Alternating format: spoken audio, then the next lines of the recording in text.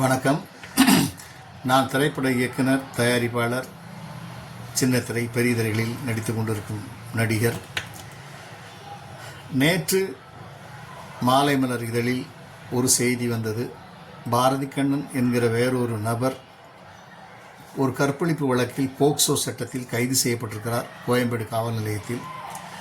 அவருக்கு செய்தி அனுப்பிய நிருபர்களுக்கு அவங்க போலீஸ் ஸ்டேஷன்லேருந்து சொல்லியிருப்பாங்கன்னு நினைக்கிறேன். அந்த நிருபர் தவறாக புரிந்து கொண்டு பாரதி கண்ணன் என்ற பெயர் என்றதும் நான் என்று கருதி என் ஃபோட்டோவை போட்டு தவறாக செய்திகளை பிரசுரம் செய்துவிட்டார்.